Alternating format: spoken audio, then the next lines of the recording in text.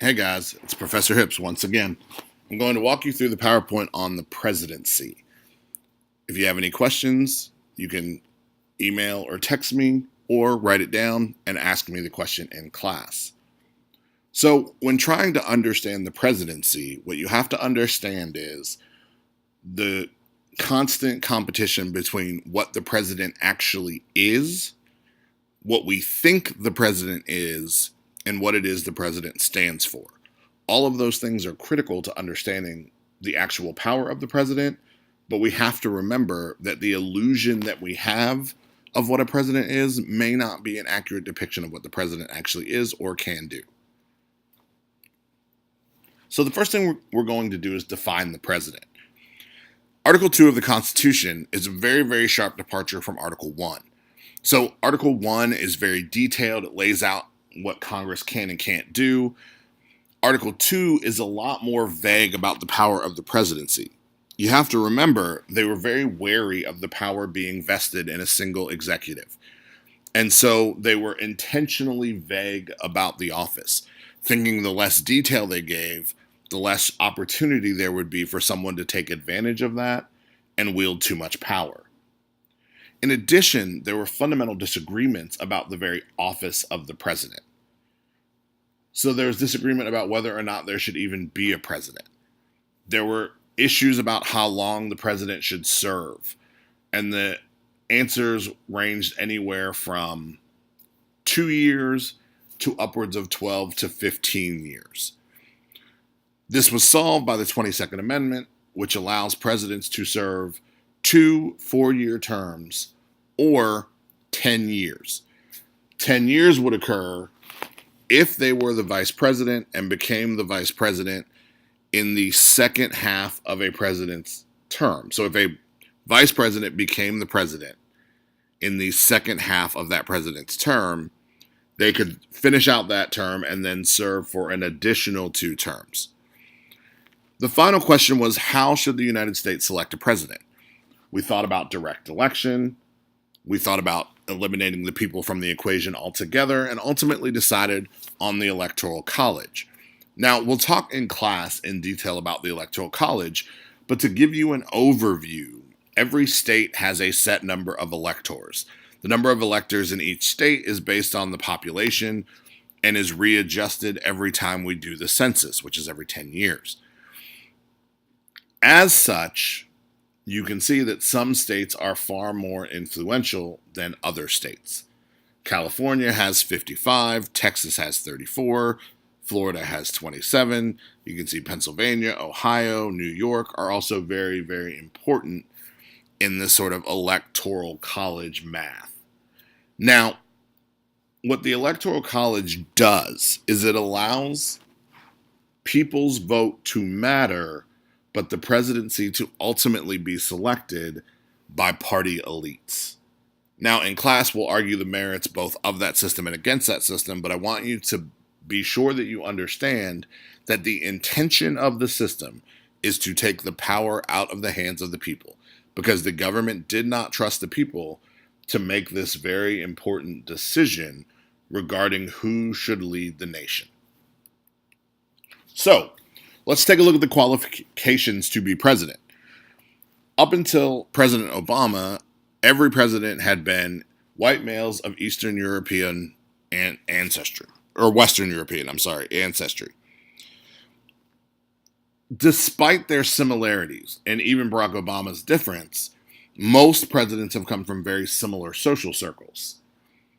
There are 3 requirements to be president of the United States, and 3 requirements only. You have to be at least 35 years of age. You have to be a resident for at least 14 years, and you have to be a natural-born citizen. A natural-born citizen means that you are born either in the United States, on a military base that the U.S. owns, or a territory that the United States owns. That's Puerto Rico, Guam, the Northern Mariana Islands, those sorts of things. Now, in class, we'll spend some time chatting about whether or not those qualifications are enough, especially the natural-born citizen argument. That's one of the most important and fundamental questions is should you have to be a natural born citizen to be president of the United States? Now, the president has three main types of powers. The first are what we call expressed powers. Express powers are powers that are explicitly written down in the Constitution. All right, so you can look in the Constitution and find that presidential power. The second type of power are what we call delegated powers. Delegated powers are powers that were granted to Congress in the Constitution that they have allowed the president to basically utilize over time. And the final type of power is what we call the inherent power of the presidency. This is power that's assumed by the presidents typically in wartime or during crisis. And basically, this is when a president sort of steps up and takes control. Sometimes he declares martial law, those types of things. And these things occur mostly in time of crisis where it is easier for a president to wield power than during non-times of crisis where we are much more prone to want our officials to go through the proper channels.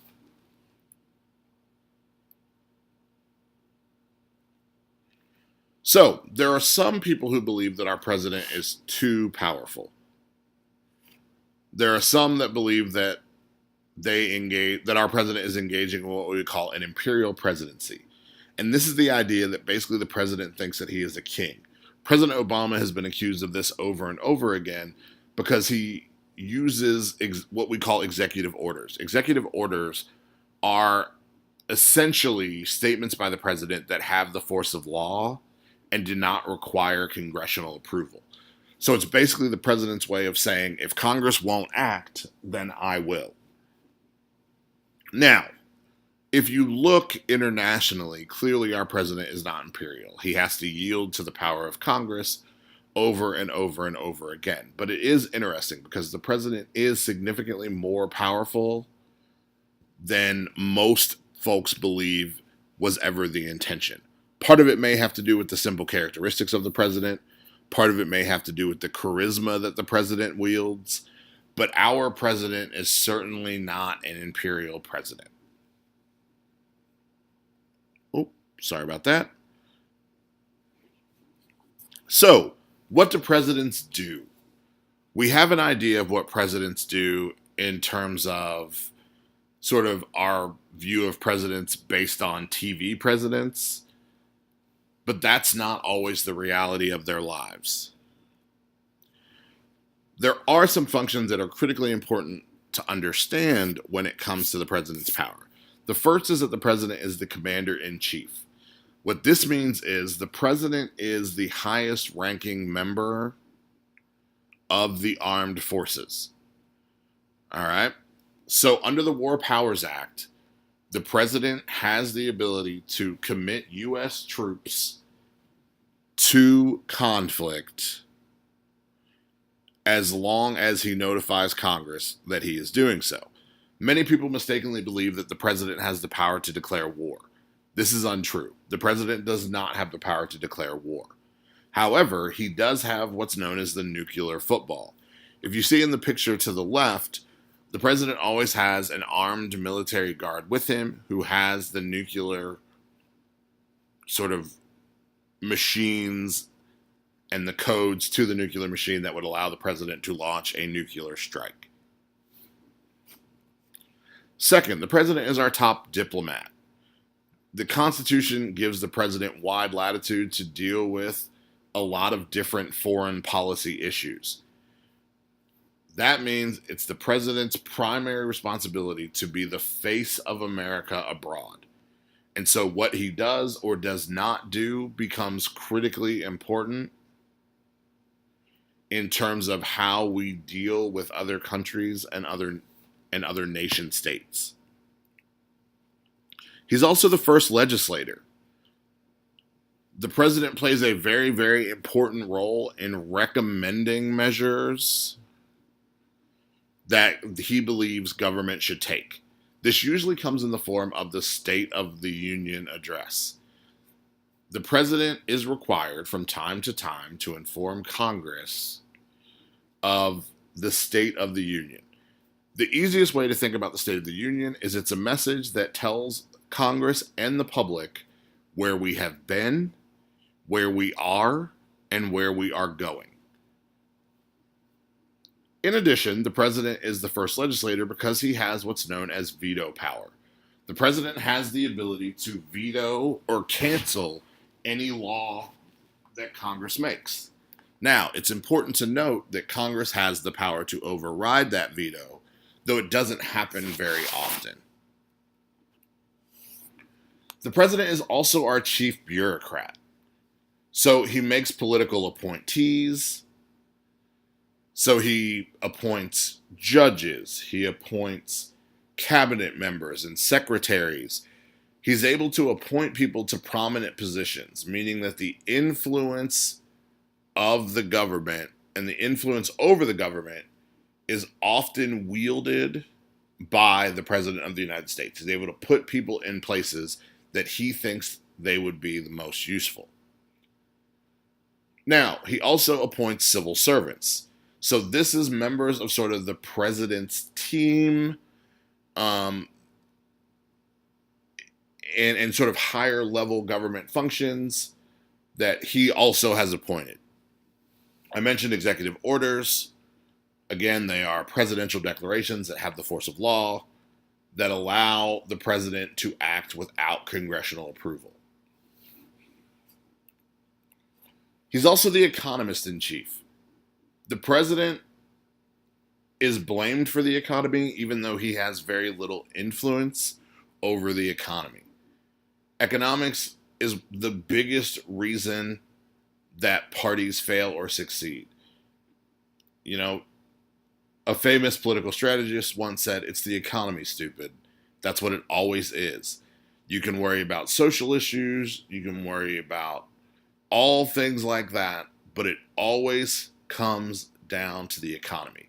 If the economy is doing well, the incumbent party or the party that is currently holding the office of the president tends to be able to stay in power.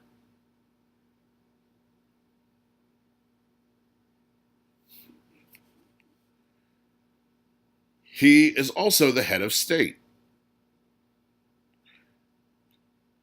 Now, the head of state is really, really important because what a president has to do, because he is the face of the nation and the face of a political party, the president is supposed to be a person who is able to rise above partisan politics.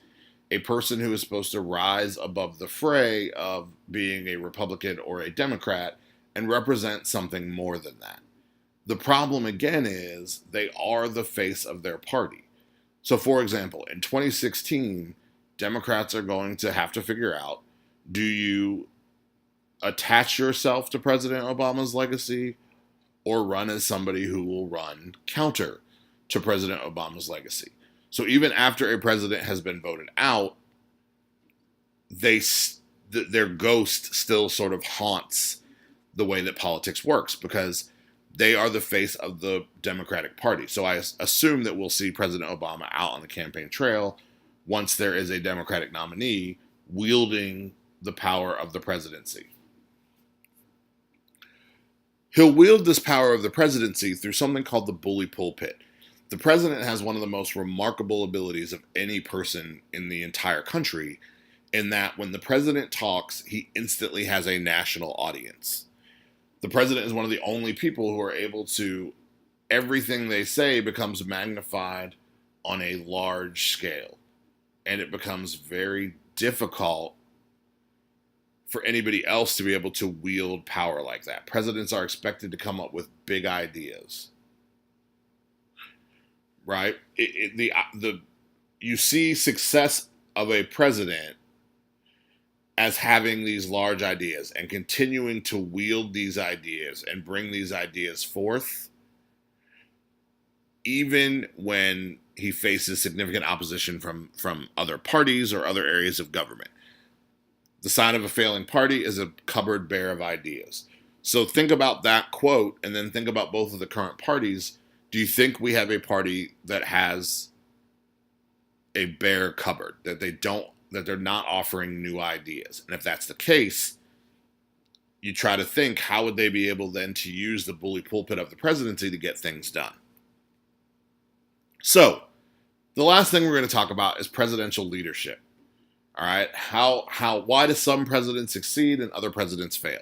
Why do we think some presidents are great and think others are not so good?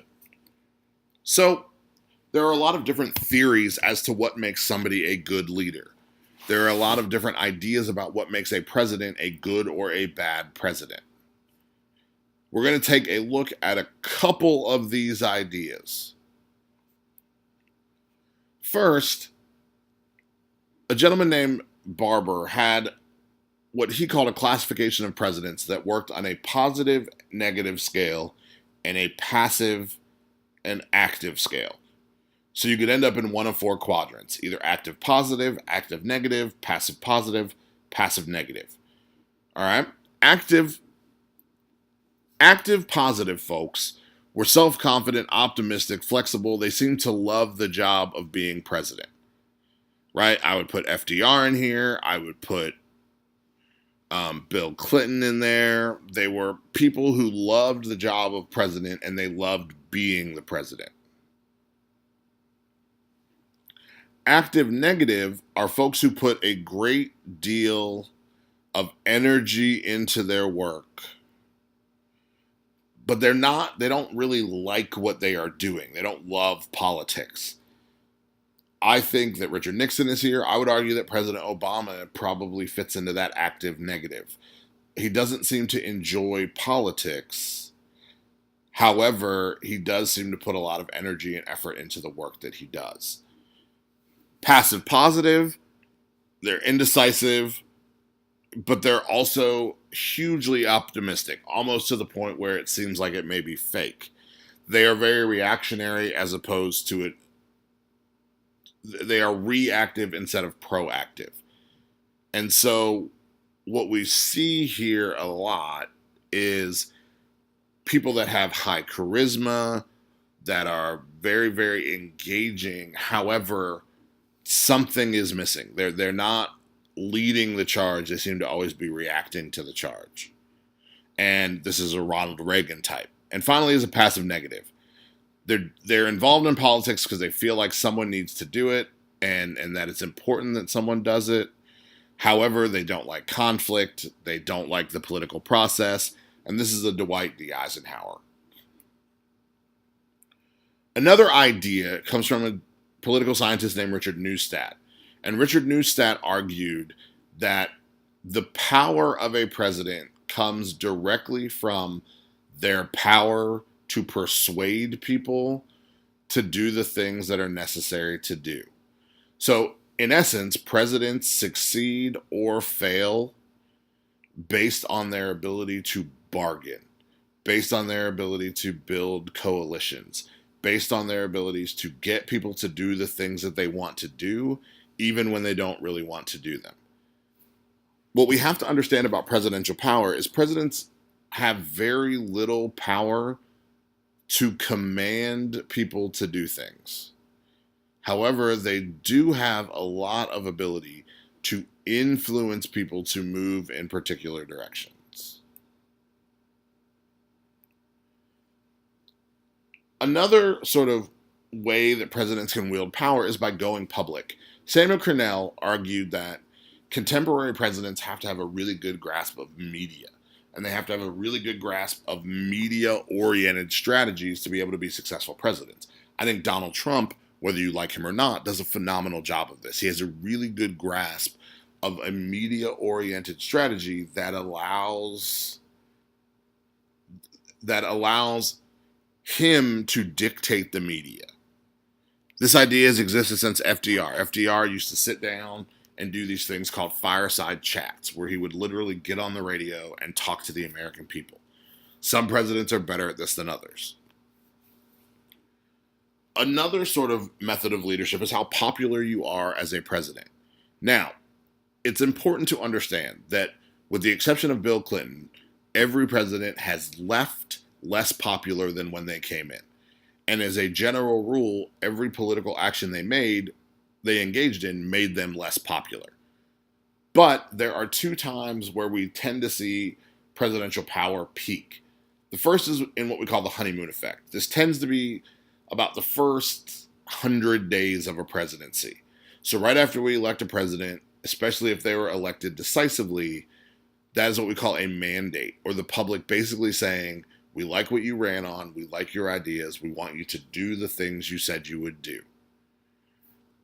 The second time is in what we call the rally effect. And in the rally effect, this tends to occur when something bad has happened and a president has let us out of that bad thing. So they're able to rally and the public sort of rallies behind them. So you have to also remember that these things are influenced by the context that's happening around them. So it's influenced by the international environment, what's going on in the world. Presidential popularity is influenced by the economic situation and the nation's economics. It's affected by party balance in Congress. So it's affected by whether Republicans or Democrats are dominating the sort of congressional power. So if you have a Democratic president and a Republican Congress, you might see less presidential popularity than you normally would. So here's that graph I was talking about, that almost every president leaves less popular than when they came in. Again, with the exception of Clinton, who was more popular when he left than he was when he came in. And again, you can see with this graph of President Bush and Barack Obama that almost every action that they take makes them less popular. Finally, the president's team. The people that the president surrounds himself with are critically important. It is not a one-man show. The president is not a force unto him or herself. So the president surrounds himself, or tries to surround himself, with good people that he can trust that will help him make key decisions. So, in the past, presidents worried about foreign affairs and left most of the domestic issues to Congress. This changed after the Great Depression with FDR. FDR, in an attempt to revitalize the economy, got very involved in social programs. Since then, presidents have been more and more involved with the social aspects of government, meaning the social policies that have driven government. So things like poverty, things like abortion, things like gay rights. Those become these very sort of critical issues that presidents examine. The vice president is a critical piece to this equation. It used to be that the only job of a vice president was to do no harm. You just wanted a VP who didn't sort of bring any trouble to the ticket. Now the VP is strategically chosen to help balance a ticket, to make up for a perceived weakness that the president may have. So Barack Obama was criticized for not having enough sort of governmental experience. Joe Biden is an insider who has been in politics forever, and he was seen to offset that weakness for President Obama. In 2008, John McCain, he was older. He needed a vice president that could balance out his age with some youthfulness and some vibrancy, and so they chose Sarah Palin. Sometimes you make a choice, and that choice doesn't work out the way that you think it will, but the intent is to have a vice president that balances the ticket for a president.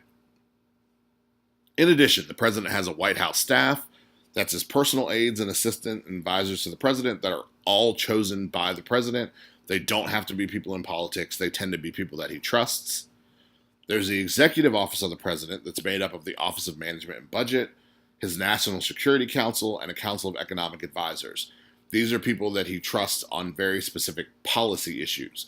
So OMB deals with budgeting. National Security clearly deals with national security, and Council of Economic Advisors deals with the economic sort of realities of America. Finally is the presidential bureaucracy. All right, all of the folks who work for the president who speak to the media on his behalf, his press secretary, and things like that. So at the end of the day, the president is the loneliest job in America.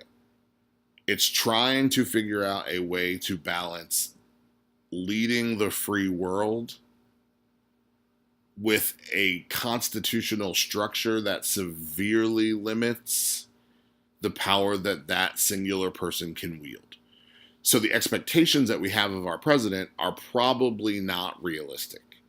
However, without that illusion that our president is America, that he stands for everything, you have to wonder where we would be. So we'll chat again about the Electoral College and some of those things in more detail in class, but I think this is a good start for you understanding what exactly the president does in our governmental system. As always, if you have any questions, shoot me an email. You can send me a text message at 304-282-0465 or write your question down and feel free to ask it in class. I'll see you guys in class.